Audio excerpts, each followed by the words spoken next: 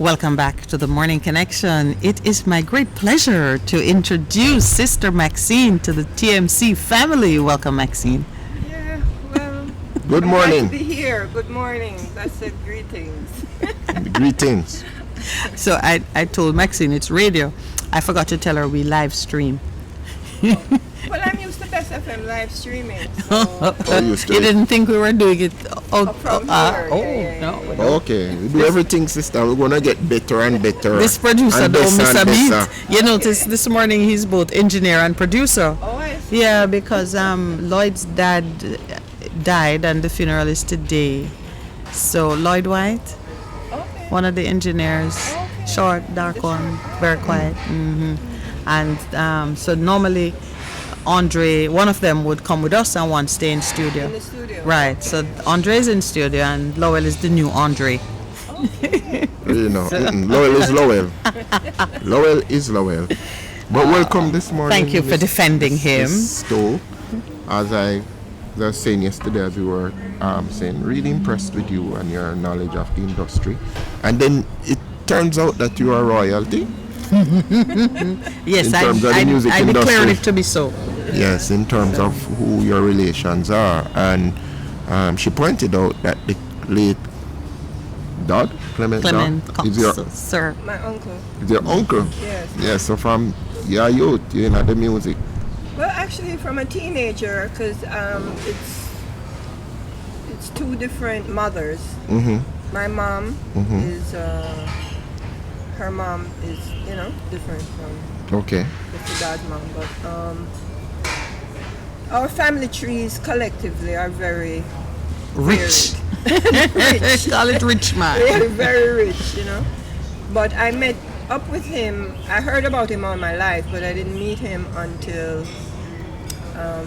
Ras Daniel Hartman, Mm-hmm. who, when I was just coming into the Rastafari faith, he actually sold his prints at all the major record outlets, like Randy's and Okay, right. so on one of our trods, we went by Mr. Dodd, and then I having known of him all this time, but had never met him. I met my grandfather, obviously, his father, Right. but didn't grow with him. So you said, I'm your niece. Yes, and he was quite thrilled, because he knew of my mom, and then Right. I lived tell in you. America. The story of your life is the story of Jamaica. It is. It's sad The and it's diaspora beautiful. and even the traveling out, because out of my family, because I'm now looking after our land in Cromwelland. I was born in Highgate, and there's no one here. I'm the only one here. Everyone is in England, Canada, America. Wow. Story of Jamaica. Story Yes, of Jamaica. the story of Jamaica. I'm resonating with your description. Yeah. You said where in St. Mary? Cromwelland. I know where it is. Yeah, I know. And I was Yes. just wondering. I know the place and so on. Yeah. Right, Okay. right. Before you- And Cromwell is quite of an individual as well, So every time I say Cromwell, I say, oh my gosh. Yeah, Oliver Cromwell. Those of us who understand the Haven't we history. been protesting against him? In England, the black people would have put an X over it. Before you came on, I was laying a foundation for the conversation, just opening the listeners' minds to the potential for a discussion that touches on cultural pluralism, recognizing that Jamaica, even as she stepped into independence, already had this mix of ethnic groups and the various cultures that came together.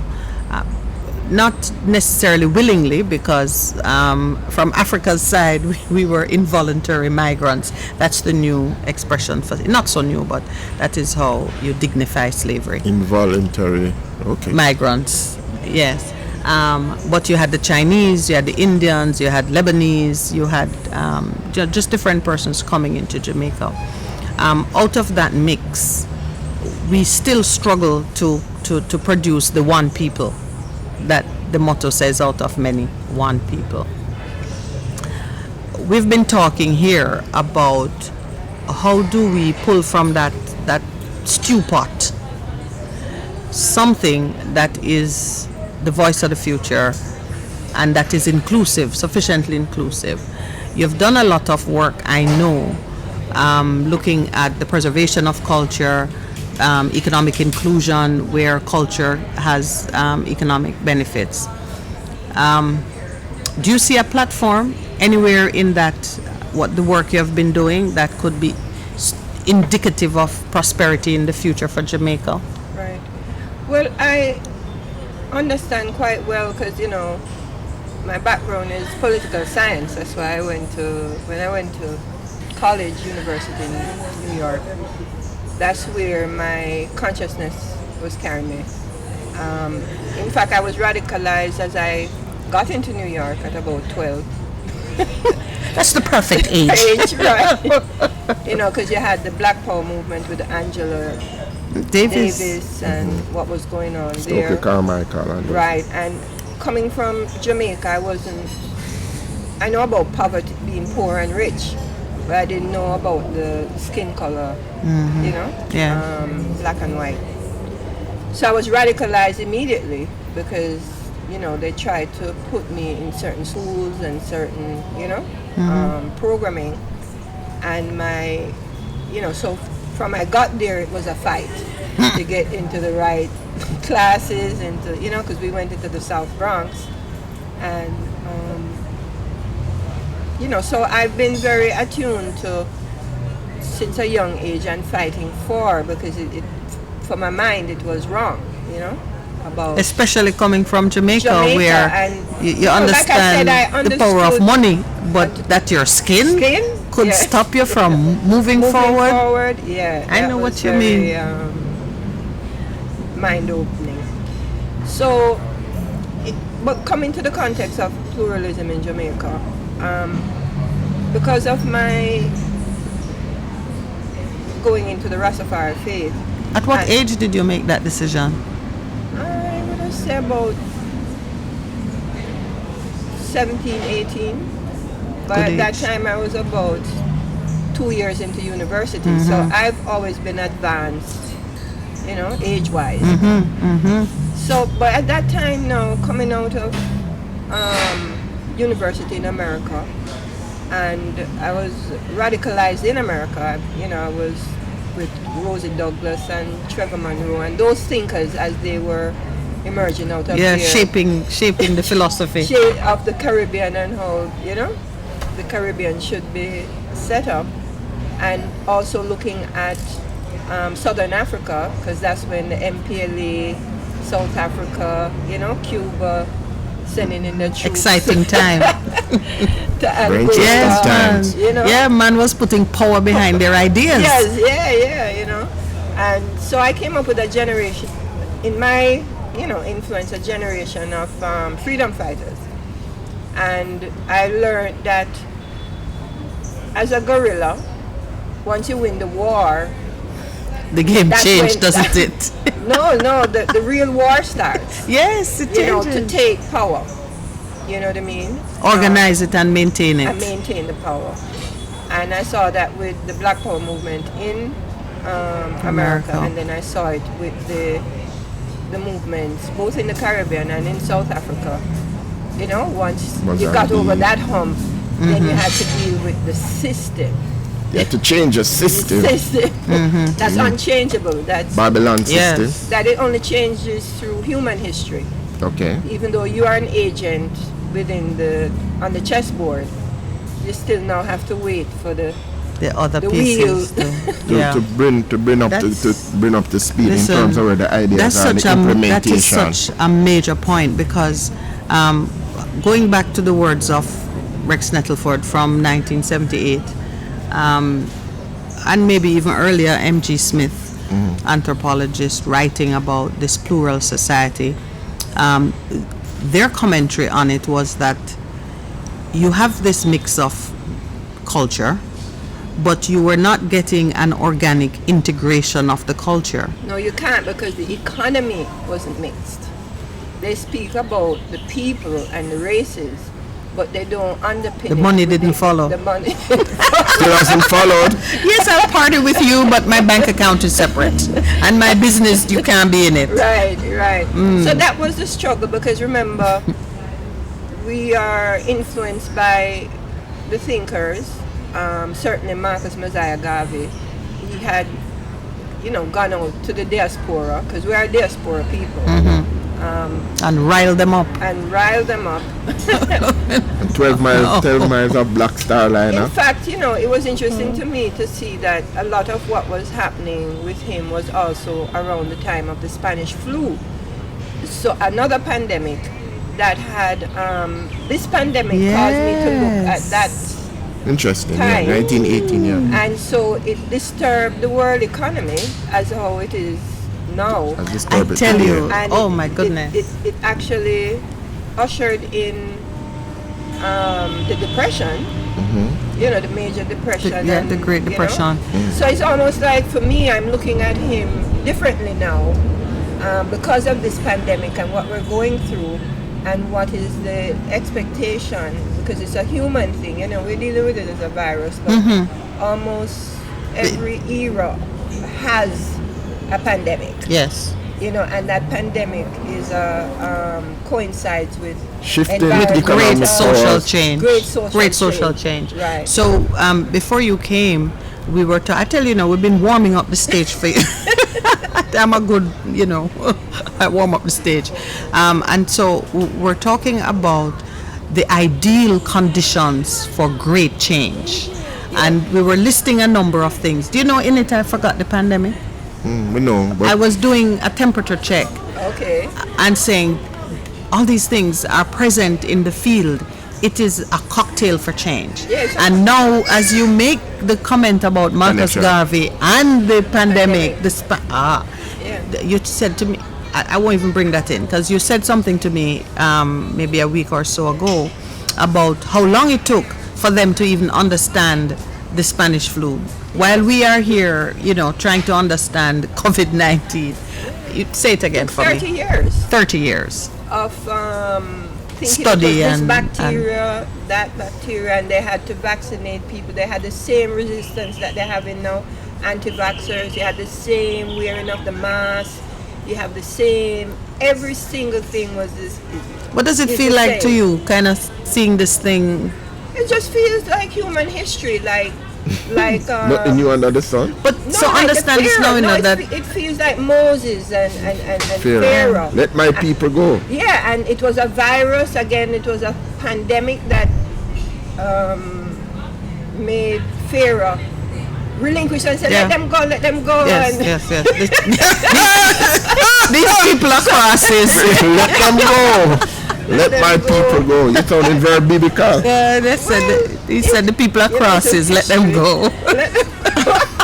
No, it cost his son his life. Yeah, it got It was his son's absolutely. life, Yeah. 'cause they You're not had- Firstborn.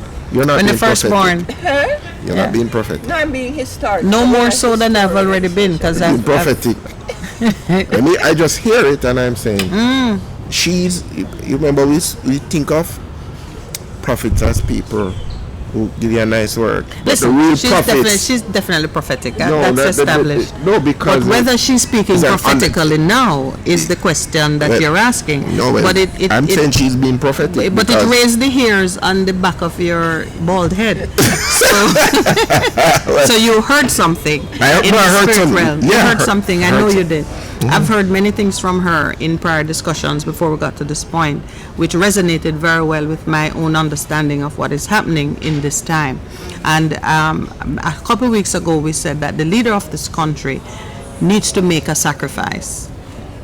It is He the may be the sacrifice. well, you see, It's it's a prophetic baby. again. Baby. We were talking about when David did the census, and the angel of death took down 70,000 Israelites, And must continue. and the prophet went to him and gave him the choices, and he said, "Let me be in the hand of God, because I know He will be merciful." And in the hand of and then he was told the instruction: you need to make a sacrifice. Leaders don't readily appreciate that though they come to power by the will of man and elections, whether they rig it or they don't, still, whatever the outcome, all power comes from God. Yeah. All. And there's a price. And when you make a mistake as a leader, the people pay, but you yourself need to redeem. And that comes with repentance and sacrificial offerings and giving. So we were talking about the fact that our Prime Minister needs to put something of great value on the altar in order to do what's right by the Jamaican people. Yes, he needs to pass some laws. What it is it takes different forms. So for you, tell me how you see it. There's a lot that you're unpacking in terms of what you're saying. Yeah. Well, I mean, we're still operating under colonial laws, you know, and they're tinkering with it.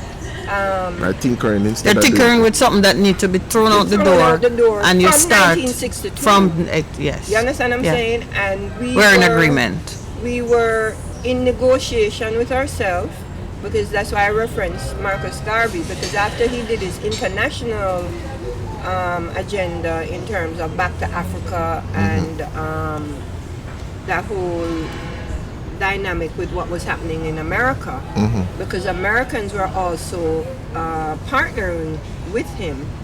Yeah, for they saw the truth. For African Americans to return, because yes, they saw it. Because they were racist, and so they felt that yes. Oh, you mean America, proper America, not black people in America? No, I'm saying what Marcus Garvey represented in emancipation or in the liberation of the African people. There were white people who felt that that's what Africans should go home. Yes, let them go back home. Let them go back home. So they want to go, let them go. Yeah, his campaign, and mostly with the South, where there's a lot of racism in the South. Yeah, deep. He had I forgot what it's a whole set of powerful people who were working with him on the Back to Africa movement, and in fact, Liberia was a place that was set up and agreed to take with Sierra Leone by England for the return of these black people of Africans. So it's interesting that it was another set of Americans who understood that they needed the labor to continue. No. That fought the return of the Africans home, because they weren't looking at it racially. They're looking at it. If they go, who's gonna work? Even if we have to pay them a little something. You know what I mean? So anyway, he got in trouble because these other Americans told the people in Liberia, because they had a whole deal going on for the return, that he's coming there to take over the government of Liberia. Right, so don't let them in. And it created a major refund thing, a domino effect, where now he had to be stopped. So then all of this move on those people and FBI, you know, investigations and and in fact the people who were instrumental in pulling him down was his own people, strategic partners. You know what I mean? Like a lot of what's going on today. There's nothing new under the sun, is there? But he did return home here to Jamaica, and he was deported? Very impactful in the culture. He had the. Was he deported? He could have been deported. Yeah. However, that's what it could have amounted to in that day, because they don't want him there. Even if he's in jail, he would have been a martyr. Once he was released, you know. So when he came home, that's when he. I was surprised at his understanding of the culture, and that cultural industry was where he situated himself. Right. And in fact, Edelweiss Gardens, where Ronnie Williams and all of those people was his business. He knew that the culture of Jamaica was going to be the economics. Okay, now we're shifting gears. Now we're shifting Yes. gears. Now we're shifting gears. Yes. Absolutely. Right. And then, he started the political part. I mean, he PPP. went into the political system to challenge Pause that meeting. what was happening. And because they were afraid of the political power of the majority population being black, African, they became very, very certainly afraid of him in the political sphere because he was winning. As far as I understood. It was growing. It was growing. Yeah. And then they said no, they don't want a race-based Who said Political that? ideology. of course the economic But people it that makes control sense the because place. if it is based on race, the majority would go Remember, you're coming with from like. you still have the colonial economy in charge, and the negotiation now is that independence, we want to be an independent state, but the independent state must still operate within With this on the same existing economic structure. It wasn't a Yeah. So if people got revolution like Cuba. if people got galvanized based on color, it would militate against the existing structure. Then you would want to nationalize certain institutions and take people property and want your government to look like Not you only and care that, about because you. remember, you're coming out of emancipation where there was no you were emancipated, but you weren't given any But had land. no property. You were, and your right to return was stopped. Yes. You understand? Yes, so- But your right to stay was also stopped. Or to stay with dignity, that no framework for that. Exactly. Or we're going to take our break because it is what, 8:30? All right, but please stay with us. We'll continue the conversation when we return.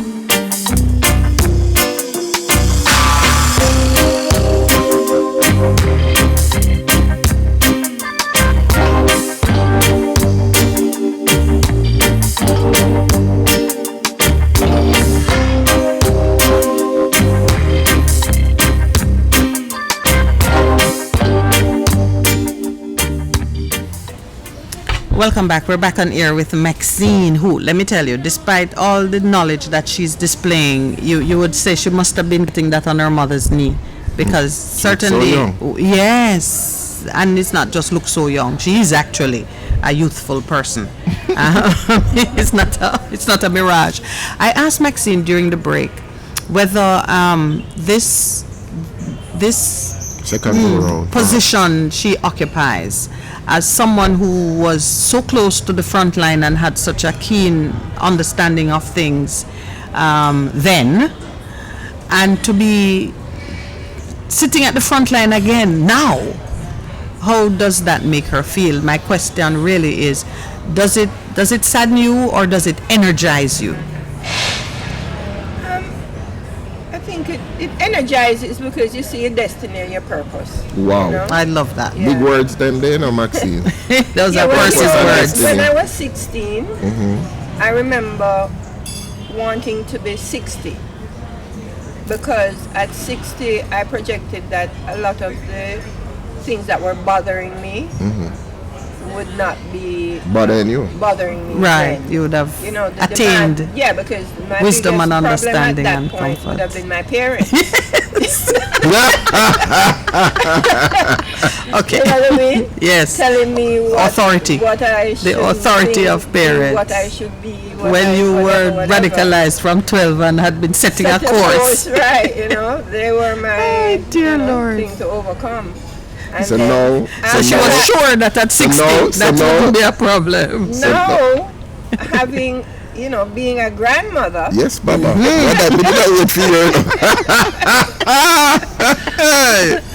you. being a grandmother, I'm freed up of, Those things. anxieties and limitations. Right, I'm more The being wisdom careful coming. about my own children and grandchildren and what I am.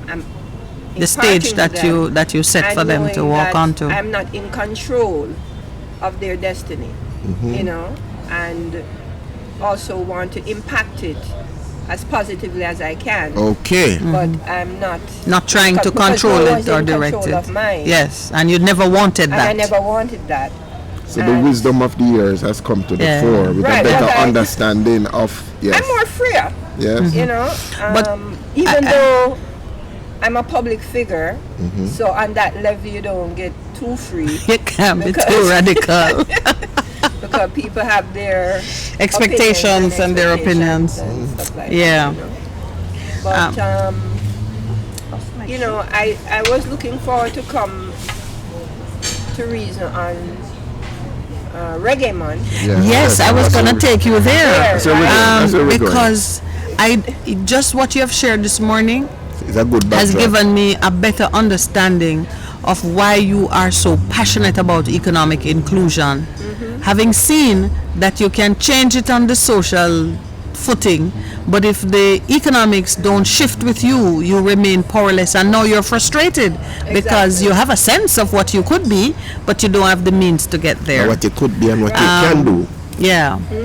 And that's what we're living through now. I mean, my growing up generation was fighting the system to gain entrance into the economic room, To be at the table. to be at the table.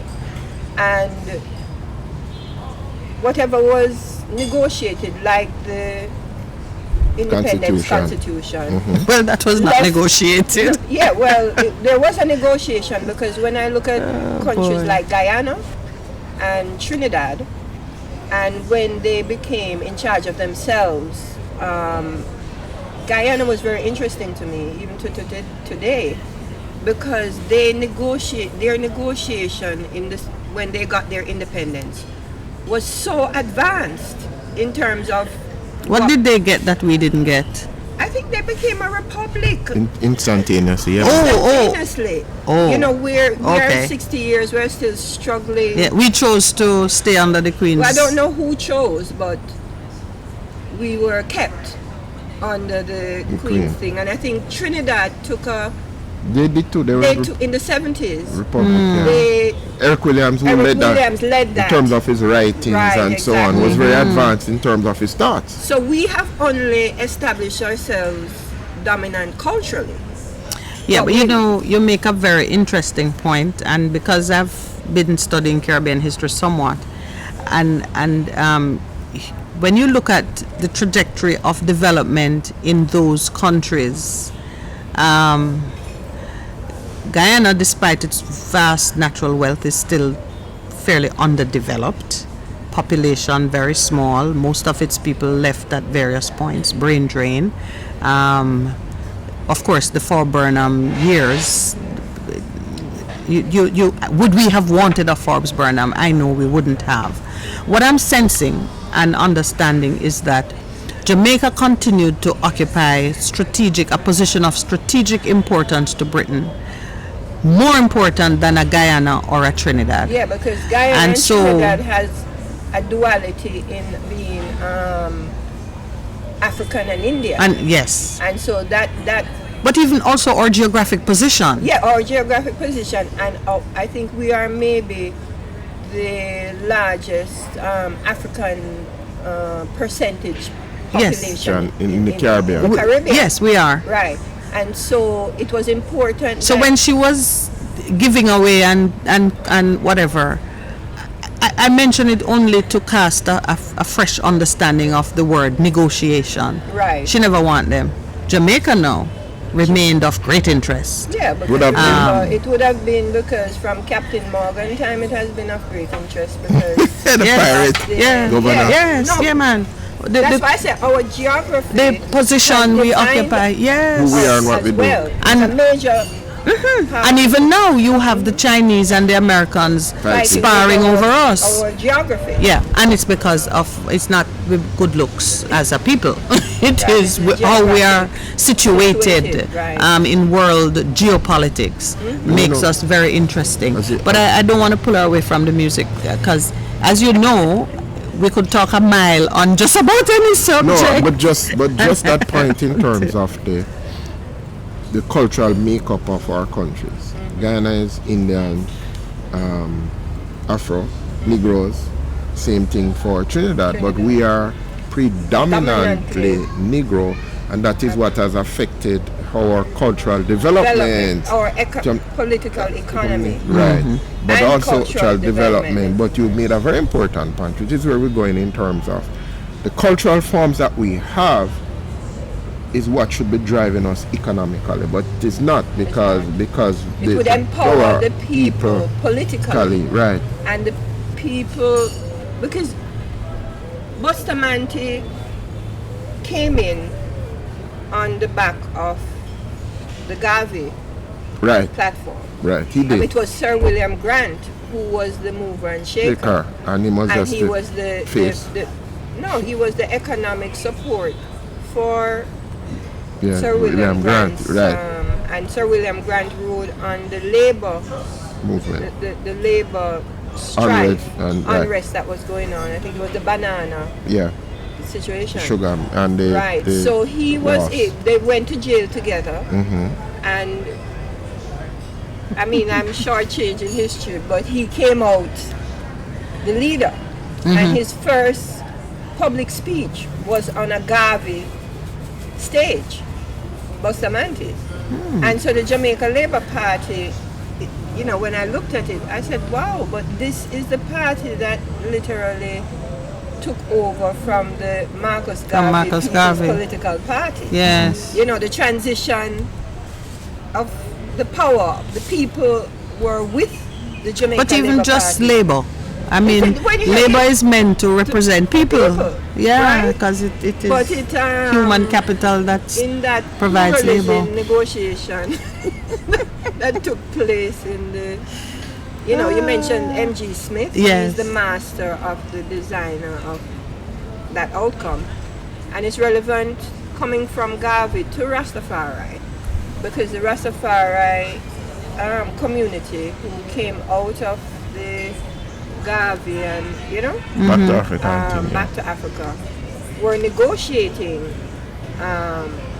with the government at that stage for this right of return, and that brought forward the Back to Africa mission of 1961, where several Rastafari leaders and several government officials made the journey to Africa to see which African states would welcome Africa's children who want to come home. Yes. And if you read the papers, it was a successful trip, because the African, certainly, several of the countries said, we want. We'll take them. We'll take them. Trained, economic. It wasn't in the manner where there was a lot of poverty here in Jamaica. So not just the Jamaicans wanting to go to Africa. There were Jamaicans going everywhere. Jamaicans were all over the going world. to That's Panama, when we were. Costa Rica. That's when we were colonizing the Britain. Windrush in, the wind in England. England, yeah. Yes, and they wanted tradespeople and skilled etc. persons. So we have always been. We are migrating economy. Yes. Yeah. You understand? Yeah. So this was really a negotiation for the Jamaicans who wished to go to Africa to return with return, dignity. the right and So it wasn't bring me your huddled masses and your beaten down and downtrodden. No, It wasn't an Ellis Island type right, but of I mean, invitation. the Rastafari and Marcus Garvey was saying that the African economy and the African history and the African place in humanity should be linked, whether in all forms. wherever we black are. people were. Yes. And it wasn't Still a true. cultural, it's not just a cultural, Economic. it's the economic. Because every race that's here, as you speak, the Chinese, the Indian, the Jews, etc., they are still linked to their identity motherland. and their economy. Right, Not just and yes, it's not just sharing in text messages and phone calls on Right, Mother's there's Day. an economic- They build an economy out of the relationship. of the relationships, you know, 'cause And because they still have their grandmothers, their yeah, and the only Africans that may have had that, but it was still cut off because of the complexity of how, the population here needed to be suppressed, was the Kumina. The last set of Africans that came here as indentured laborers. were the ones that were able to keep Cultural identity. their cultural identity at the highest level. So if you look at the Afro Jamaican cultural forms, it's the Kumina That's closest that's to the closest to purity. to the traditional, because they came in as indentured, so they didn't have the 400 year Yes. experience Okay. of the being suppression. whipped into Whipped into- separating from culture. I want Yeah. to say something. Here's a Marcus Garvey quote. The Negro will have to build his own industry, art, science, literature, and culture before the world will stop to consider him. Marcus Garvey Yes. quoting that. But, I was just looking at you when you made the statement about the politics, because we want to talk about the culture because we are in Africa. In 1929, the People's Political Party, this was their manifesto, an 8-hour work week, a minimum wage, a larger share of self-government, protection for native industries, a legal aid department for the poor, technical schools for each parish, land reform, libraries and civic improvement for parish capitals, city status for Montego Bay and Port Antonio, and a national park at the Kingston Racecourse. This is 1929. So Garvey in itself, in terms of his party, was talking about the things that we are talking about even today. Some of them have become a reality. It's a natural assessment. Of what he looked at and says, And so it's enduring. And I can see where the Labour Party carried out achieving some of those mandates. The minimum wage was introduced. It might not be where it ought to be today, but as you say, there are some radical changes that need to be made. I want to share with you some of the comments from our folks online. Well, one person, when we come to it, we want to talk about digital currency and non-fungible tokens in the monetization of the arts and culture. The question was asked, are we considering that as one of the ways of monetizing our cultural output? I said absolutely yes. I have spoken to her on it before, but there's at least one listener who wants to hear more about how we're incorporating modern technology in monetizing the culture. One other person, somebody asked if you're related to Headley Jones, but you didn't answer that on air. No, not related to him, but he's related to my uncle in terms of the innovation that sits at the development of the modern Jamaican music industry. All right, you will explain that. But there are a few things. Mr. Wilson has said Marcus Garvey's Liberian project was sabotaged by the U.S. government. You mentioned that, using one of his greatest enemy from the U.S., W.E. Du Bois. Okay, who at the time was a member of the white-controlled NAACP. The US and other European exploiters, Britain, France, etc., never wanted Garvey or his movement in Africa because at the Berlin Conference in Germany, Africa was divided among them for exploitation. Not following that particular sentiment. He's actually saying on both sides of the pond, nobody wanted Garvey to go back to Africa. On the European side, they were carving up Africa for themselves and didn't want this radical man to enter there and perhaps give Africa a different vision of what it ought to be. Because it went to the Pan-African movement and all of the things and liberation movement. That's why, in terms of the music, Bob Marley is so important. One of our very vocal listeners has said that Jamaicans love the English pomp and pageantry, medals and bells and whistles and titles. So when you were speaking of the negotiation, even now, we still, I mean, we're going to have a throne speech to start the parliamentary year. I'm like, throne speech? What the heck? And he has gone on to comment that when Jamaica becomes a republic, the coat of arms must be redesigned. So perhaps undoubtedly someone from our creative community. Let's start redesigned it already. I did not know that. Let's start with that. What are the elements of the redesign? No, the first You're teaching me plenty. The Queen was removed in 1930. Oh, so it's from 1930 they redesigned it. Yeah, because they adopted. I want to see it. And that's why Leonard Howell was put in Bellevue and all of that, because how dare you must be a madman to have removed the Queen and placed His Imperial Majesty as the head of the people, head of state. Head of state. So that has been the essence of the struggle with the Rastafari. How did music become the most powerful?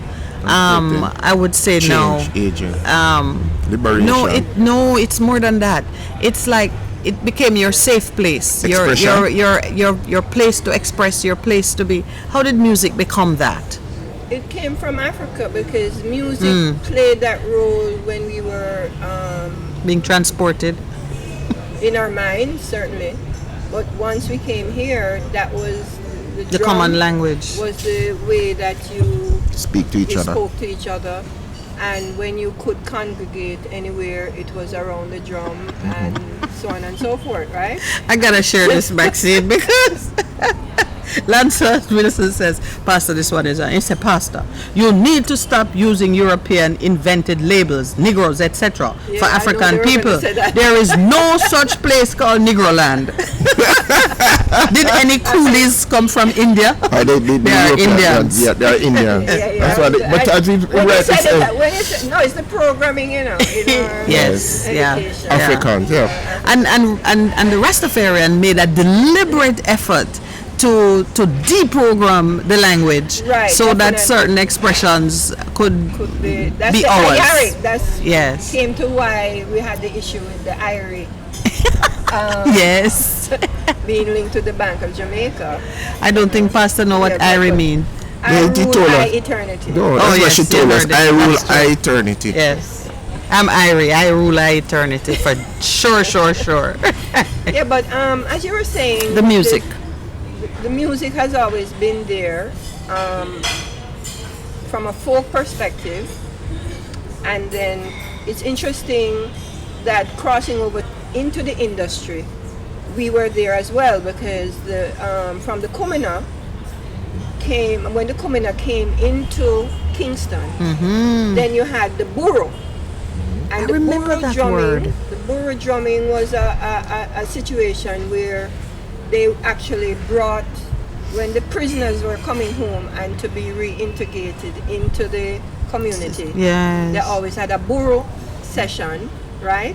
And then from the burro came the Nyabingi in Trenchtown, where the Rastafari, because the Rastafari started at Kumina with Leonard Howell, the beginning of the movement, he and the culture surrounding him was coming up.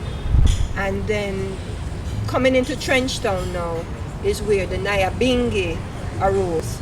And actually the development of the first Nyabingi drum was out of Trenchtown from the barrels, the big barrel, From liquor barrels, the rum, from right, the rum, distillery. the distillery. Yeah. And that's where Count Ozzy was trained as a master drummer coming out of Trenchtown, and then he went to set up a Rastafari camp in Warwicker Hills, and then that merged with the musicians that were at Alpha.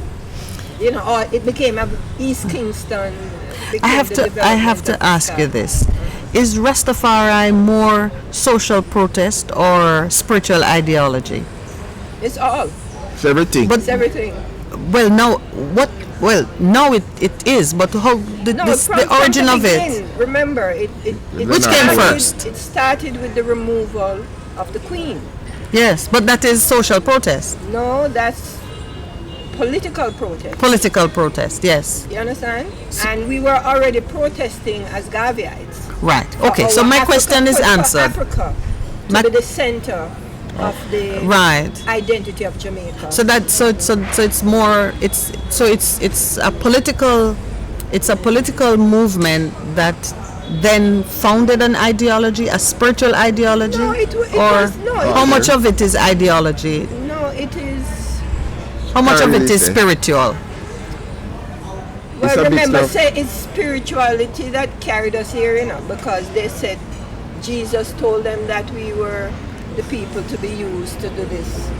They dehumanized us and controlled us through spirituality. They said Jesus. The Spanish people, when Columbus said, because they had to dehumanize us Well, in order to make us slaves and do what? Or Turn us into chattel. in order to Right. maintain their own sanity. Right. No, But well, they really, used- it was a common practice No, that's throughout what I'm history saying. Right. to For people enslave people, whether you voluntarily put yourself into servitude No, but to you clear a had debt. wars that were made in the name of the church. Okay, so now that's You understand what I'm okay. saying? That's They a went- part of it, yeah. So They conquered the people, crusading, they were the crusaders. the crusaders who go into a territory So to but- Christianize them or the punish more- them with so- enslavement yeah, but- until they follow Christ. Hold on, It's- No, but there's an economic benefit of it too. benefit of it. It's not, yes, it's because not to the a- victor the spoils, Right, and so that I'm was so saying whether our the response- races were different or not. So a response. Use the same thing that Use they the use. same. It's the same tool. They It's use the same thing that they did in order their liberation. That's what you're saying. Exactly. Use it so most- what it is. You do a reverse thing. So you use that It's to liberation theology. Yeah, you use that against me. Now So I'm I'm with, using now, it to now I'm liberate with you. myself and But my it mind. but it started with the political, with the rejection of a system of power and control that took away my autonomy, my authority, my And identity. emancipation, if you're being emancipated and freed, it could not be qualified. There's no qualification to freedom. For freedom. So at the point of emancipation, I should have been able to say what I want to do or how I want to do And claim it. and claim it. And that's the issue that they have now with the Maroons. You understand? In trying to understand what is the same African feeling. Absolutely, I'm You with know, you, interpreted because when you over- step up to claim what is yours, suddenly somebody say, but you're not free, but who tell you say you're sovereign? But what does sovereignty really mean for you? What it means for me is that I am free to take from you, but what does it mean for you? You didn't give me any freedom. So emancipation was qualified, and why it was even more qualified is shortly after the place that you said that you would return to was carved up by the same The same people who emancipate painted you. you. So even in going back to Africa, Well, listen, man, that could make a man frustrated. Yeah, Yeah. exactly. That So was the then that point. is Yeah. where now the spiritual becomes important, the spiritual direction, because when you look on the physical plane and you You don't see see anything. this No, you see the obstacle course. Then you have You to gotta draw create it in your mind. You have to from go into the spiritual realm. But- Well, but- although I'm asking you the questions in this order, please let it be known that for me, everything begins in the spiritual. It cannot manifest in the natural unless you have dealt with it in the That's spiritual. the point I was So making, even you know. though I asked it for Rasta, where did it begin? Where did the manifestation of it begin? I do understand that even for the man to get up and say, "What? This is That unacceptable." in a spirit. He dealt with it in the spirit first. Yeah. It's time for our 9 o'clock break. I have to decide whether we are going to take a few calls because we don't want to keep you all to ourselves, though we could easily do so. I'll take that decision when we are on break. But please stay with us. We'll be right back. You see him?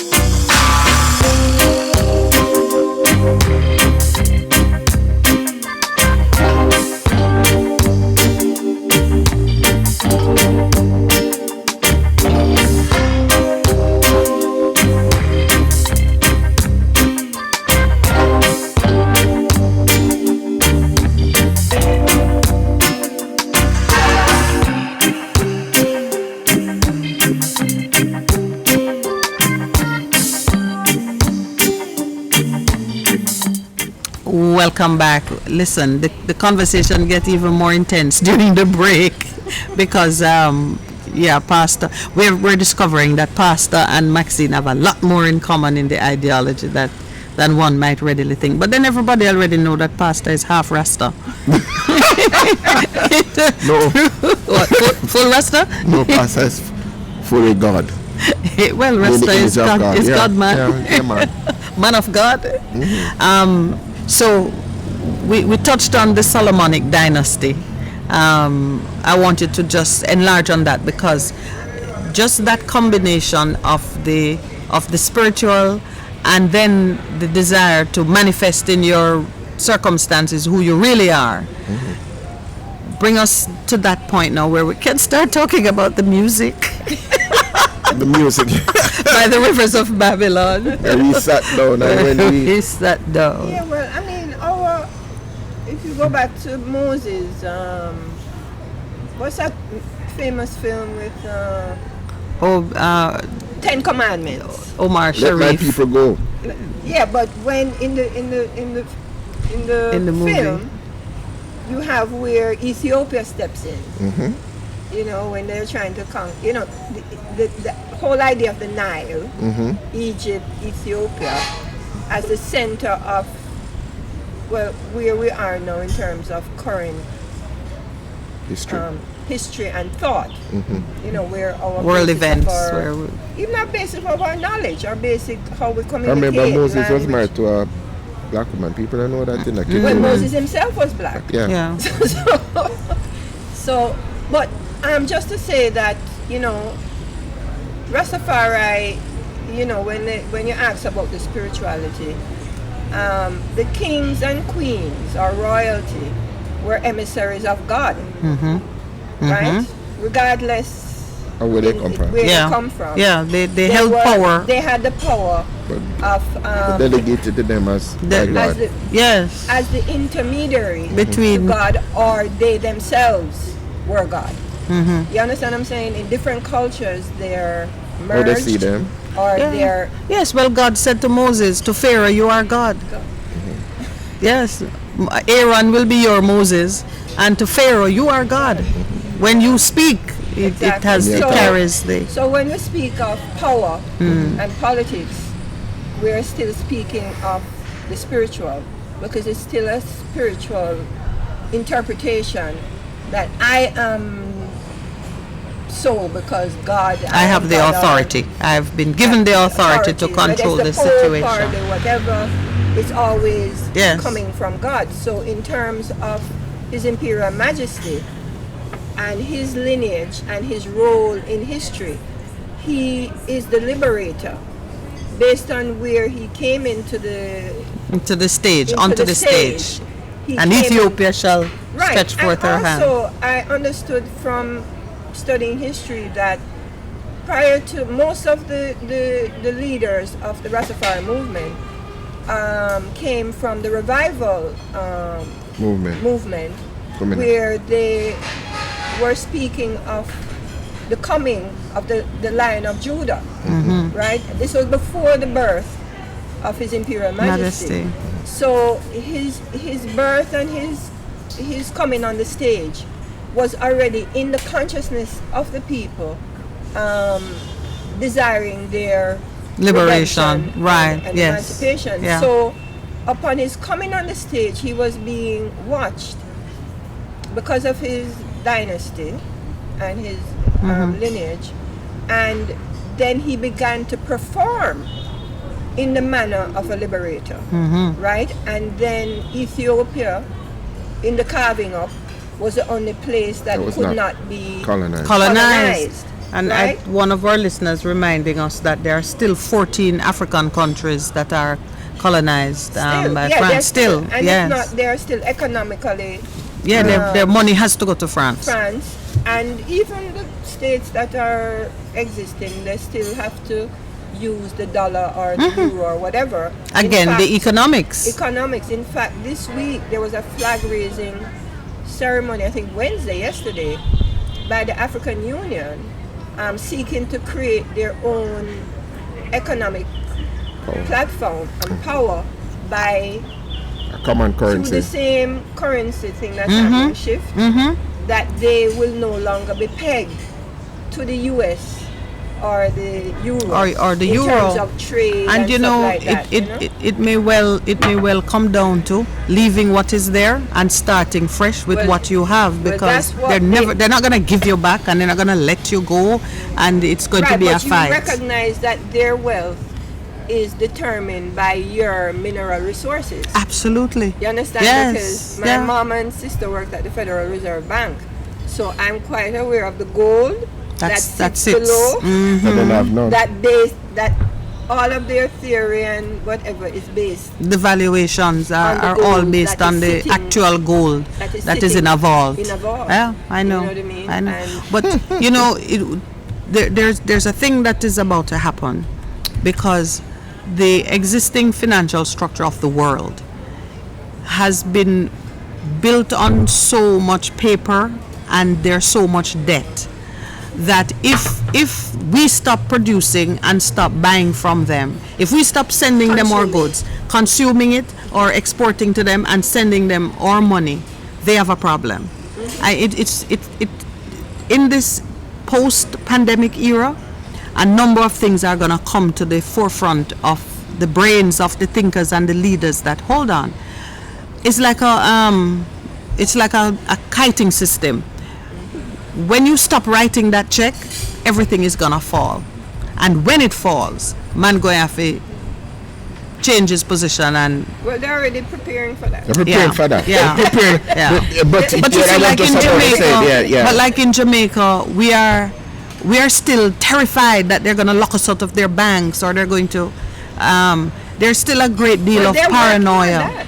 that. But They're working. But you on see, for them to controlling you, absolutely, for them to continue the domination, they have to find new ways to exert influence and power. Yeah. Absolutely. So, as you said, with the Rastas, they use the same strategy to Black people, carve out. I think Africa has has that opportunity now. African retentions in Jamaica, of which Rastafari is The standard bearer. the standard bearer. But the majority, even people in the because remember, our struggles here were led by the pastors, the Baptist pastors. And you had all the churches were converted to Ethiopian Methodist, Ethiopian Baptist, Ethiopian everything. Before, I did not know that. Yeah, before in emancipation, you had to use a Christianity, but you had to ground it in your African heritage. So your pastors and all of these people, Paul Boga, all of these people, if you check their churches, they had they attached, and particular Ethiopia, because Ethiopia, Psalm 68 is the that's the rallying cry, man. Spiritual explanation to reclaim your humanity. Yes. And it was actually put forward by the Quakers. So it wasn't you who put it forward, it was the same European who know the Bible very well, when they saw it happening and couldn't deny truth. And they couldn't deny truth, and they said that was the abolitionist movement was built on. Yes, Ethiopia has stretched forth her hands, so now we gotta let the people you understand? be free. And so you're looking for it.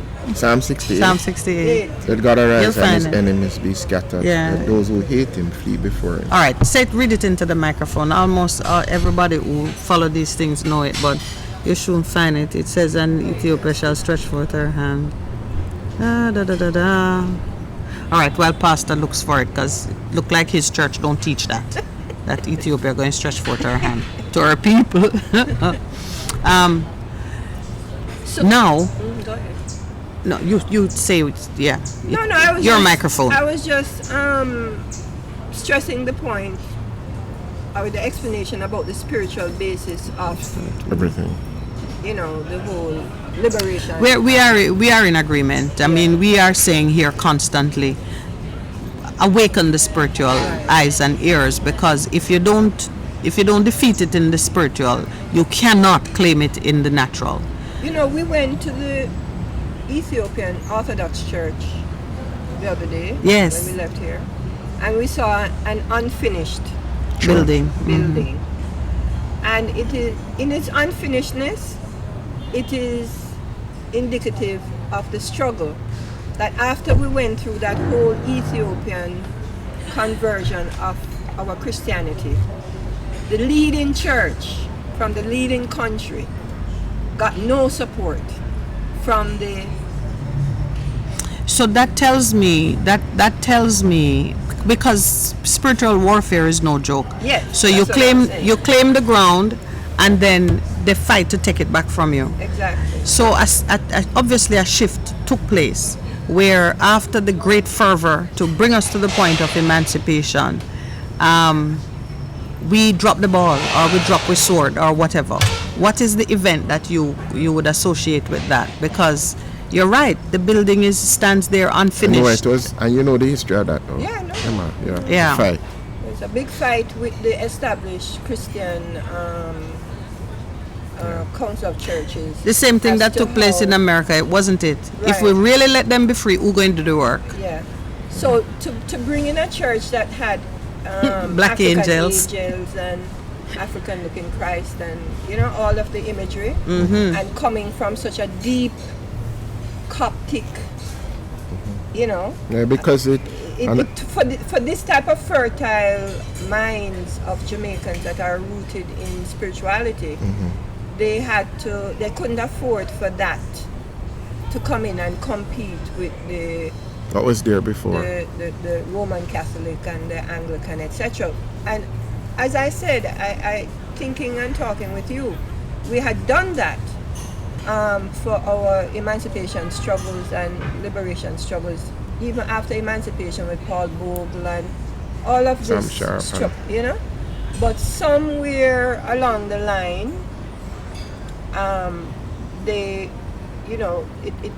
that's why the Rastafari have such a front role in that struggle, and why the struggle now to control the narrative of the Rastafari exists, to bring them under submission in terms of by narrative. So they will turn it into, find it for you, where the reggae industry then, like we're talking to Reggae Month coming there, that the Rastafari culture is now controlled by the reggae industry and not the Rastafari community or church. So if the economy of your culture is separated from the community, the communal origin, then that means someone else is controlling, co-opting and taking over. Yes. So this is where intellectual property rights has become the battlefield, because what you're doing is you are reclaiming your communal control of the culture. And that is what sovereignty means in this sense. Yes. Because, thinking it through before engaging in a conversation with you, I was really looking at world trends. As we see the United Nations and other institutions of that stature giving deep recognition to this need to protect the fundamental rights of people in the cultural space, it gives a different meaning to pluralism. Cultural pluralism in the post-emancipation era was seen as a deterrent to unity and identity. In today's world, the preservation of your unique identity and of the diversity that makes nations great has become kind of the rallying point for the continued existence of humanity, and also for building value. If we're all the same, who desires anything? Yeah. Precisely, we'll be all vanilla. Who is going to have an exciting moment? And we see it, or even a creative moment, double blinks. So it's kind of an interesting shift, and it's one of the things too that make it an ideal time for change, because even when our Prime Minister spoke so harshly about the boldness of the Akampong leader, Maroon leader, in his statements about sovereignty, and squashed it, right on the heels of his comment came a tweet from the United States Embassy saying we don't feel the same way, and basically civilized people don't feel that way, because they were saying no modern democracy would countenance the crushing of, let's call it, tribal sovereignty. So it's a good time to be doing what you're doing, and thank God you paved the way so cleverly, because now it means people can come in and just be a part of it. What is the foundation of economic inclusion? Well, it is to give creative industry its proper valuation and place in the Jamaican economy. And it's not just, I came to the Rastafari intellectual property rights fighting for the rights of the music, the creators of the music, who are majoritively African Jamaican, right? And if you look at who is making the money and how it's being, retained. Yes. the African Jamaican creators, Get artists, nothing. etc., The bottom of are the getting nothing, and our inventions through our influence is now being taken up by cultures all over the world, all over the world. and competing with us Yes. on the main stage economically, not just as music, but as the merchandising, as the lifestyle, because it's not protected. We're just like fertilizing. We've been fertilizing the world, which is fine. But they're But when the harvest come, send even- something even, our right, way. Even the spirituality. That's why I said even if the artists are the missionaries, because they became the missionaries of The evangelists. the Yes, evangelists yes. of the Rastafari culture, but they are not interwoven with the community. They are interwoven with the industry. The consumers. and who is making the records, Yeah, or making the yeah. products. Yeah. So even if the artist is getting sometimes 3%, maybe get to 12 or whatever, Yes. who is making 90. the 80%? Yeah. Yeah. And who is determining? And where does it go? Where? Yeah. Right? It is not influencing the development right. And in of Jamaica, Afro you don't Jamaicans. have one record company that exists here. You only have studios that create the music, And then it goes out. and then it goes out. Everything is offshore to Jamaicans because we have a Jamaican offshore economy. You True. understand? True. And the cultural industry of Jamaica doesn't have an international partner. Every other product here has an international partner. Bauxite, banana, whatever. Yeah. Even the ganja, They're you know? seeking right now. But They're lining the up. music and the creativity, there's no wooing of international partnership. There's a stopping of it because they can't afford for that. That's the people now. It's not a product. People. That's the people, and these people must be contained, Control. controlled. Otherwise, if you look at even Bob Marley and as the highest, Yeah. and where is it? Where is he? Where is his legacy industrially? Yeah, the Located. wealth of it is outside of Outside of Jamaica. Jamaica. Yeah. Some might say it's his children and they don't live here, but No, the truth no, of it, it's the beyond business that. The is business outside is of Jamaica. outside, and Yeah. you know, Even the museum that is here, it's so low key. It's nowhere near the stature well, even of if you go to Tough Gang now, Yeah. down Marcus Rockville. Garden yeah, Drive, yeah. there's nothing going on there. It's just it's dark, just a building with the building. colors on it. it is existing in Miami. Hmm. Randy's downtown is existing in New York. So what would your ambition be? What's the end game? Is it that everywhere that reggae music or Jamaican culture is monetized, something should come back to Jamaica? Is that a Yeah, it simple is way so. of Yeah. summarizing it? And by coming back to Jamaica, because the music industry has the Rastafari culture in its hand, because they don't speak about Jamaican music, they speak about Reggae.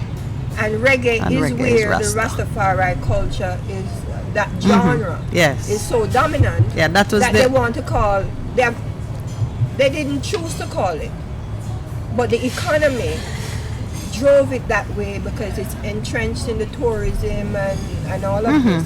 And what they're doing now is like they start Reggae Month with reggae gospel. You understand what I'm Yes, saying? So yes. reggae is not Rasta anymore. No, it You has understand? been They have diluted it, fully integrated into every expression.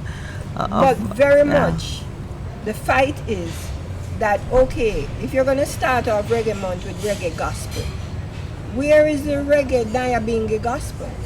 Where is that actual creative input being celebrated? But the Yeah, question Well, I is guess you that- have to celebrate it No, yourself. I'm just telling Yeah. you how they took the term. Because Jamaican music is bigger than reggae. It incorporates ska, rocksteady, dub, dance. So it's more diverse. It's more diverse. Yes, So if you call but- it reggae and you don't carry, you're actually stifling the the inclusion, innovation right, or the yeah. recognition of Rasta. innovation, not just Rastafari, just of the The different races and what has not come even out. races, the different intellect Intellectual that has No, produced it. produced, and then others, because you're not claiming it. They said dub originate in Where? Europe, ska originates. You know, they don't So you point mean it to be here. because anywhere we the are not Rasta, promoting it. anywhere the Rasta man go and lay a tune becomes the point of origin for that. No, anywhere, not a Rastafari. That's what I'm So saying. it doesn't even have to be just No, just that's what I'm when saying. you say they say dub originate in Europe, who would have laid the first track in Europe? Or they just Actually, appropriate it? No. What happened? We're a migrating people. I know, that's why I made that comment. So when we went to England, we took our sound Of course we system, take our music. We took our musicians and we affected the society there. The music. They start to mimic us, right? And they start to create our music. So it's cultural Yes, appropriation, right. but we took the But seed. not because- We took the seed there. But because we are unprotected, we didn't have any intellectual property office till 2000 and something. Yeah. So all through those formative years of It was free. it was free. It was free. It was unprotected, not Yeah. free. But Unprotected. but the structure of the law now, as it relates to cultural expressions and traditional knowledge, it allows us to relate back Well, and that's to what- claim what's yours. You probably can't collect the money from way back in the day, but from this point on, you are able to control. Is that That's a part where- of the that's conversation? That's part of the conversation and a part of the conflict. Because the political economy is used to be the intermediary. And to and control now it. under this new dispensation, it's the community. The community that has now the has power. power, and that is how it really ought to be. So when you speak about the community having power, you're talking about the originators of the originators of the music. of the Whatever the cultural knowledge form and is. expression might be, it belongs to those who created it. and those who created it are a collective. It's not individuals. Yes, because it's So the it's- institutions that come out of this has to be trust funds Okay. on behalf of the the respective. different communities or owners of the. It's not individuals Yeah. will emerge, but as they emerge, they have to give back. They to the emerge trust. with the consensus and support of the community. Exactly. Because you That's have to amendment. establish standards around which people can use what belongs to the Yeah, community. most gospel artists, for Yeah. instance, they are heavy contributors to their church. Yes, they give Yeah, back. they give back naturally without any. The truth is, it ought not to. You have to start with a kind of a commercial, transactional relationship to make it a habit. So persons recognize that it's a necessity, but in its fullness, it's voluntary, because there's no good son that won't look back and bless his father. I'm not so sure about But- that. but- No good no, son. but- Let's talk They're not about sure that. about that. There No, is no good son who would not look back and bless his father. You know of a good son who don't do that? Yeah, Then he because would they be a have no bad son. relationship. Let me ask you a question. In regards No, to but that whomever point. is father to him would be blessed. All right. So taking that same principle that you have just outlined in terms of, you're talking about the registration Are you hearing of the mark, registration of the mark. So like, okay, the Aboriginal community that is in Australia has, I'm hearing myself, there are some things that are Trade trademark for them. collectively. So anywhere in the world, because it's registered in Australia, anything that comes out of it, there has to be some money that goes An back to that. agreement first. Has to be an informed agreement. consent Yeah, an agreement with who? with the The owner of the mark, which is a collective. Generally has a council or a entity. A Right. committee or a leader committee or that a administers it. Right. or that governs Okay. the mark, because the mark emerged out of that Collective committee. collectivity that was is now being given by international law. Right. It's been recognized. Because the states that evolved out of colonialism went against the tribal authorities that existed in that controlled their. So let us bring it home to Jamaica now. So what I'm hearing you saying, first, what has to be resolved is the collective, and the collective has to have a leadership that is administering it on behalf of the collective. Any profit that might emerge out of the marks that have been registered will go to that collective. The trust. To the trust is a trust. The collective has to set up a trust, and then out of that trust, then it goes back into in the community. I want to make that very clear, that we understand the principle that is being spoken about in terms of law, because intellectual property right is in regards to law and how it is administered. Right. So you are saying now the problem that has emerged in terms of the trust that has been set up, it is the political system that is trying to control it and not allowing the trust to do it. Right, because you start to negotiate on your own behalf. Right. That used to be government to government. Right. So now the government has to now integrate you as a civil society owner into these arrangements, and they're not used to that. Okay. They're used to just being at the table by themselves. Okay. So that is where the shift has happened in terms of the narrative, and you're getting a pushback. Right, okay. Let me interrupt a bit because we have to take a break. We've passed the 9:30 hour. So we'll come back and you can... No, man, I just want to get that clear. I think we have to have 4 Thursdays.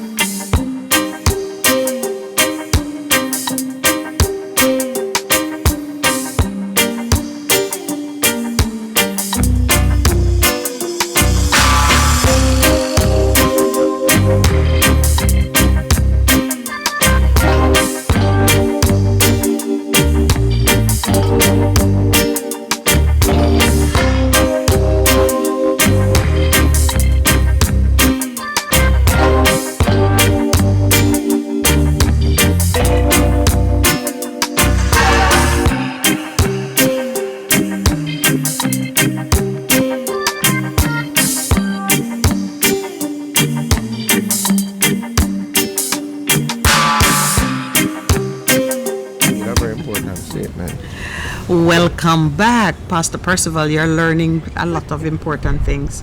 I guess we're all learning. No, but a lot of important things, because you just said you made a very important statement.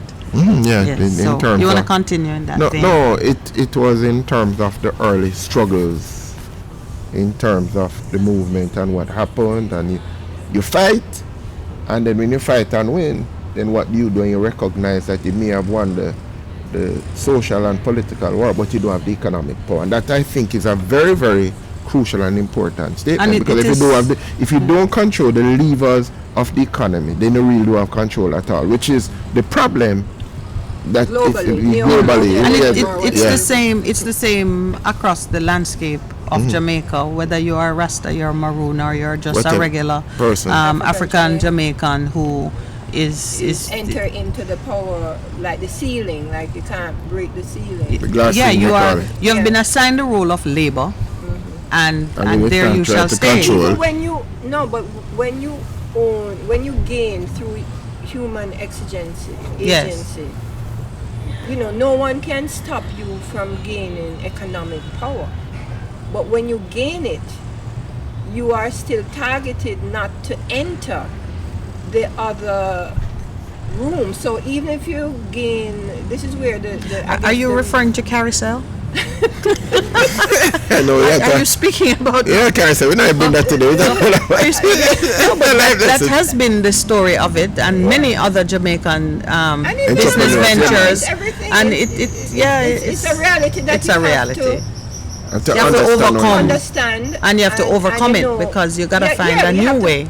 You have to know that you're still in the struggle. A lot of people think that they have gotten economic power, but they really don't have it. And you're still in the same boat with the ones that don't have the It's just that they haven't pushed the door to the other room yet. But the minute they do it, somebody gonna slap you on the hand, unless you change the fundamentals, and that is what we're talking about here. Changing the fundamentals. I would say something, but I'm not going to. You continue. We're trying, you see? Trying to be political. I know not just, it's just, you continue. We're talking about the music and what needs to happen. The music is a reflection. I tell you what went through my mind. It's a reflection of what occurs, or even, I would say, Usain Bolt, for example. If you ask who controls Usain's economic levers that he has achieved, you'll be surprised to know that it's not his person to his right or to his immediate left. We're talking about Puma? No, not Puma. I'm just saying in the Jamaican society. Okay. You mean right here, right. Here. You know what I mean? Yes. Even if you have a lot of money here as a black empowered person, you're still controlled by the other people who are in the economic class. Yes. You're outnumbered. And I remember, listen. even when some Diaspora people, I won't call their name, came here with huge wealth, and they were tapped and saying that is not how we do things here with wealth. You gotta go still here. Has to, the gatekeepers. Are real. Yeah. Well, there's money has its own protocols, no matter where you go with it, and you can find yourself with claims to vast wealth and not be able to leverage it in the way you truly desire, because really of a fact, no man is an island, and depending until you have like-minded persons in the complementary positions of power and authority, you are going to have to deal with somebody unpleasant and begin to play to somebody else's rules. And that's why the conversation that we were having about Africa creating its own center of financial enterprise and it's a currency that African people can coalesce around it. Right. Until we really have that, we're still going to find ourselves running into problems and hitting certain levels. Launched 6th region of Africa. It has claimed the sixth state. The sixth state. SOAS. To be the African diaspora. The diaspora is across the West. Is it the first virtual state? Have other great I think nations out of human history. Yes, I think maybe this is the first time that dynamic has occurred. Yeah. So Africa, the country now, as a unity concept, so there are 5 regions of Africa, and the African diaspora. And this is 5 geographic regions. the sixth region, which was established through slavery, but continues to be developed through migration, because Africans are still, they have Are a still great leaving drain, and right. coming out of Still Africa, like, traveling. to the metropoles, right? Yes. Yeah. So they claim there are two instances I'm referencing to Jamaica. Out of the 1961 mission, because His Imperial Majesty was negotiating the beginning of the OAU, Because Ethiopia had stretched forth her hand, Hands. as And Psalm 68, referenced in right? Psalm 68. the independence movement was occurring, as in the Caribbean, in the African African. states. Yes. So the platform of the Organization of African Unity, which is based in Ethiopia, that trip, led by the Rastafarians, opened a conversation with Jamaica upon independence would become a founding member Of of the the six- OAU. Okay. Yeah. Of the So, sixth state. of And the- of- listen, of there's the- a prime minister and a deputy prime minister. They are executives of the sixth state in Jamaica. So I'm saying should from try and get him on. 60, Mr. Johnson. the 60, Johnson. the 61 mission and the 62 constitutional negotiation. Yes. That was the premise, that Jamaica upon independence would have been a state of Africa. Aha. Right. Upon the creation of the sixth region, they also looked to Jamaica to be the state For leadership. that hosted the relationship with the OAU. It is instead in Guyana. Dear Because of Right. when they were Because- negotiating, what happened? Yes. Because Jamaica refuses still have any direct power linkage to Africa. Well, It must be filtered, because right now it's being filtered through Guyana. Guyana. But remember, Jamaica still has the Queen as her head of state. So Yeah, that would no, not no, have but been a but deterrent. This is the land of Garvey. So for Africans who have been liberated by Garvey, They're free of them Ghana. mind, sister. They're free of them mind. no, but even African Americans, I've seen people like Harry Belafonte, Martin Luther King, they all come here, but they are then disturbed by the fact that the culture is here, but the state is very much different Yeah, but from the cultural perception. Of- Like Jamaica in the United Nations is a different Jamaica than what we are the people here on the ground, of course, we know talking that. to the We government. know you that. know, like our rights. Yes. In the United Nations, we are like a Standard. bastion of freedom and Yeah, man. standard of rights, etc. Yeah. That is not given. We don't even know. That's what that is being said about us. there. No, We're and- changing that on this program. We're seeking to talk truth. There's a United Nations platform designed, the Decade of the African Descendants. It's this whole conversation or narrative that is being built to empower the African descendants, right? That's also linked to the sixth region. It is also at the United Nations, because the African descendants are at the lowest level of economic inclusion Anywhere. all over the diaspora. Yes. So they set up a platform for country visits for every country with African descendants to be studied, to get the similarities and what type of programs And must strategies would be must used to employed. change that. Are you a part of that Jamaica conversation? has refused the country visit as one of the primary Established personalities in the whole dialogue. In the diaspora. and who actually ushered in the platform at the UN. So now, let's talk a different line of reasoning. Because They can't understand. we Who here refused it? are talking Talk about truth, sister. Talk truth. we Who here, but refused it? it's clear who would refuse it, because the relationship is managed through Ministry of Foreign Affairs and so on, and at the highest Minister of levels. Foreign- yeah, exactly. Yeah. So, but here's what we've been talking about earlier. I was saying to And the Percival. leading rapporteur is a Jamaican that is traveling the world and studying. Yes, but here's a problem. UN. Here's a different conversation that we need to have.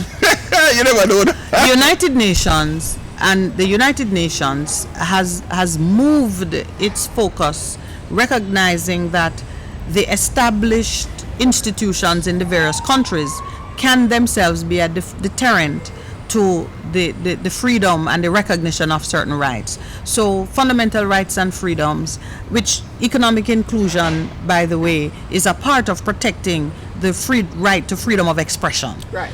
So your traditional knowledge and your expressions and so on are tied up in your freedom as a human being with dignity to express yourself. So any country that appropriates it without compensating you, or any country that suppresses it without brutally, without your consent, because you can allow a thing to drift into the mist because you no longer value it.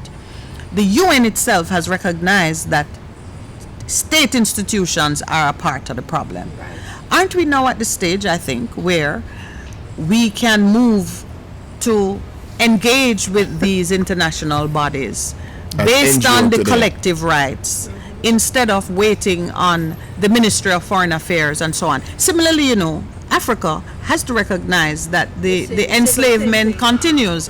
And so, for example, now I know that one of the deputy prime ministers of the 6th state is a Jamaican, lives in Jamaica, which I think we're going to get him on the program during the month. I must ask Are you him. serious? I must ask him, Are because you- I think we now as people, at the people level, need to Right make now. the overtures and bring the eyes of the world You know- and bring those institutions into play, because We are the an average enigma. Jamaican don't know what you're talking about. Yeah, we are an enigma on the world stage. We are an enigma at the United Nations office here. They said when But the officers United come Nations office here, no. No, They're listen living what they here, say. they must see. Listen, No, no, man, that's what listen. I'm saying to listen, you. listen. They said Jamaican civil society is one of the most tamest in the world, because these are UN civil servants who travel the world, ambassadors, different places. And they say every time in Jamaica, you know, every person that comes here, they say the civil society is so tame. You understand what I'm saying? They're looking for the NGO Jamaica. Where is the fiery Where's the Jamaica? fiery Jamaica? Where Yeah. are the NGOs, right? And even the Rastafari. When we had a march in 2016 and say we're indigenous, it was an indigenous people's march. That is and a handful of we you. went up to Jamaica House with the Honorable Bonnie Whaler. He opened a lot of doors for us to speak, because they wouldn't speak to us on an NGO level. You understand? It's only because of his stature that they would say, okay. And this is not his stature locally, I don't know. Internationally, because if he spoke out that this is what's happening in Jamaica, they might have to explain it. So when we went and did the march and met with the Prime Minister and everybody and picture taking and everything, the UN office called us and said that you're backing up the wrong tree, right? That you're indigenous, but most of your rights exist on the ABCD conventions. And they brought us in now to train us on the various conventions that the government is Signature to. And what they say is there's no NGOs writing, using the power of the conventions and the reporting system. They're not getting any reports out of Jamaica. They know something is happening here, because it's happening everywhere in the world. Yes. But the type of reporting and using of this Well, you've only just now highlighted another area of betrayal of trust, where the leaders that we elect to serve us and to represent our interests, both locally and internationally, are not doing a job that reflects the heart of the people. That's all it is. When you see the crime and violence that is happening in this country, you know that people vex and people not satisfied, and people are deciding to take things into their own hands, which is not what we want. What we want is for persons to feel that there are systems in civil society that will respond. Yeah, for example, if you find out how much people die because of deadlift, right? Putting it very Crudely. crudely. because there's no will or anything in will, place. or the land is not titled, or if you know how much violence It's as a is result of created just as an indication that if they're breaking down, like now they're talking about lotto scamming and different things that are occurring, but there are fundamental domestic issues that generate violence and because when Marcus Garvey's party said a legal aid program that is accessible, that was very 1929. it's because he knew that newly emancipated people would never have enough money to litigate their issues and find, and we still don't. So the system and the land set against reform, it. and so man, we kill man over dead left. Yeah. Because what's the point to get a lawyer to do this? It takes years. By the time you Just get kill the something man out of it, absolutely. We're not endorsing it, but we see it. And then you open up another thing. You just open up another thing. Yeah. So the administration of justice and the wheels what is happening of justice too is that like say UNESCO, WIPO, all of these UN organizations that are projecting these realities to assist the people versus the state. You understand? Because the state is coming from a system of oppression, whether they like it or not. I'm not saying that the Prime Minister is oppressive, but what he's head of is, So we are, like we're at the table. The UNESCO Reggae ICH was informed by us. We had to be the community to sign on in order for Jamaica itself to come on board. To get come apart, signatory of it, and get the funding that comes. Except when it comes to the funding, we don't get the respect. When the money comes, government spend it as they see fit. And that's where the struggle and that again is the economics of it being separated from the hands of those who create it. I've had a caller, not a caller. I've had a listener who asked about Reggae Month and that it should be a different month from February, and then you gave a response. So let's talk a little bit about that because we're close to the end of the program. Right. Well, Reggae Month is part of that. It's this month right now. It's right? But it was part of that challenge that you want to reclaim reggae or Jamaican music. Celebrated here. As being owned by Jamaica. Demonstrate ownership. That's the concept of it. Because Bob Marley is seen as the head of the music internationally, there was a fight to put Reggae Month around his week, because usually this would be Bob Marley week. Because you're at his birthday week. So another thought was that it should be in July when you have International Reggae Day and the festivals, Reggae Sunfest, that it should be linked there. But then I think it was a tourism board decision. Not, and because of how it is structured, and it conflicts with Black History Month. So the Black History Month proponents who say we should be pushing, interrogating our history more and our connectivity. There's not a lot of that programmed into the Reggae Month issues. But are there events or special? What are we looking at? There's a Reggae Month calendar. That's available. So you can find it online. Well, now because of COVID, most of it is virtual. So I think if people Google Reggae Month, and the organization Jaria, and certainly the Ministry of Culture, they'll be able to see the calendar and how they can participate. But I wanted to say that because of the constraints of Reggae Month for the Rastafari community, we lobbied for April to be Rastafarian Month so that we could bring other elements of the culture in place. Well, when next you visit with us, we will talk about April and Rastafarian Month. We're very pleased to have had you on the program. We didn't take phone calls. All of you who would normally call, write down your question. So on Monday, we can have a discussion on some of the very important issues that have come out of this discussion with Maxine Stowe. Thank you so much, Pastor. I know you will give her the vote of thanks she deserves. because you enjoyed. Yeah, man, This I enjoyed the conversation. studies, and you have raised some seminal issues that you would not have thought about in terms of where we were, in terms of the historical context, going back from the 30s to where we are presently. But as you have said, the struggle continues. Yes. Having won the social and political, it is now to win the economic that you can really impact and change life. And I go back to scripture. It came that we might have life and have it more abundantly, and the abundance is not when you go to heaven.